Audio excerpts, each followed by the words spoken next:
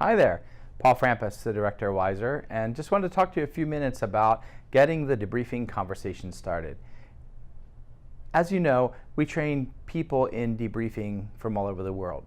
And one of the things that we understand and we realize based on observation of novice debriefers as well as some experienced debriefers alike, there can be some hesitancy or some difficulty in initiating the debriefing conversation.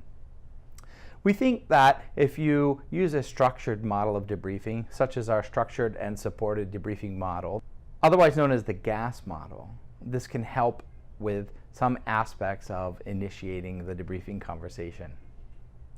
But I think that one of the things that is a tip that can be implemented is to forget about the learning objectives. Forget about what you're trying to accomplish at the beginning of the debriefing discussion. Just think about striking up a conversation with a colleague or a friend. Because once we can get the participants of simulation talking and reflecting on the simulation, which we think is a great starting place for any debriefing, then the conversation can naturally lend itself towards migrating towards the learning objectives and the exact debriefing points that want to be covered. One of the important first steps of any debriefing situation is to make sure that your participants are emotionally ready. As you know, simulation can invoke lots of different emotions. Sometimes humor, fun, sometimes anger, sometimes sadness. And we want to make sure that we have looked after our participants' emotional needs insofar as a surveillance or screening. We want to make sure our participants ready to engage in this conversation to further their learning. One of the ways that we can do that is just to simply ask some questions. Start off the debriefing with asking some simple questions or acknowledging their feelings. If they appear to be stressed, if they appear to be tense or angry, just simply saying, wow, that appeared stressful. Or it looks like you guys are pretty stressed. You can say things like that, and you can say that you seem stressed, and that's your observation. And that doesn't mean that they did something right, wrong, or otherwise. We can help to calibrate or decrease or take some tension out of the air with that simple statement of, wow, that looks stressful. Other ways to think about starting the debriefing conversation, I mentioned earlier, forget about the learning objectives. Don't focus on diving in and immediately talking about the grit of the scenario.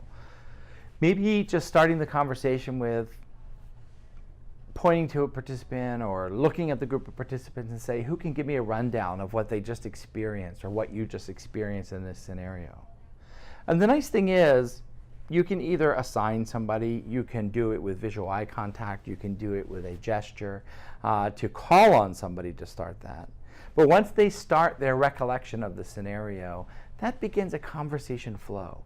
And it's a safe zone, if you will, insofar as all you're asking them for is what they remember. So we're not asking for something right, we're not asking for something wrong, we're not putting them in a challenging spot to have to answer a question or knowledge base. We're just saying simply, tell me what you just experienced. The nice thing about starting the debriefing like that is it's generally comfortable for the participants. It's generally comfortable for the faculty member or the person conducting the debriefing.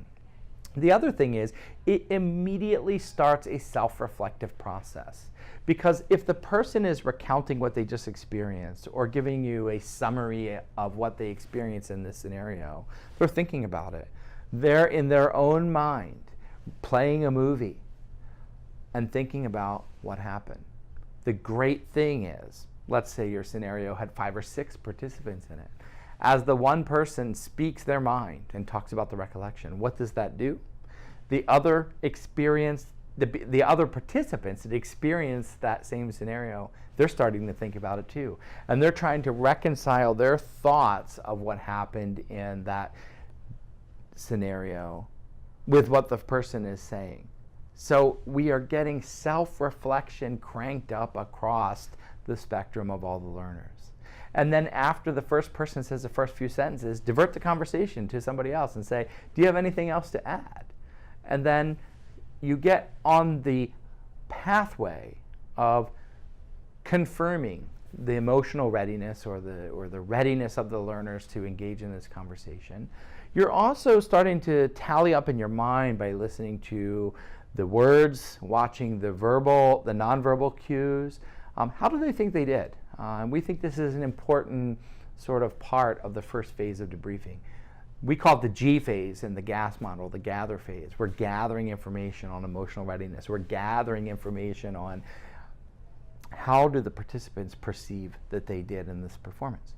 And then as we have this conversation, which is usually stimulated through questions by the debriefer, it becomes a lot more of a natural feeling to start migrating in to the nitty-gritty aspects of the scenario that you want to cover in detail that are, or should be, driven by the learning objectives of the scenario.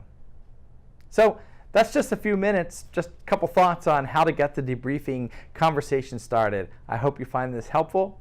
Look forward to seeing you next time. Happy simulating.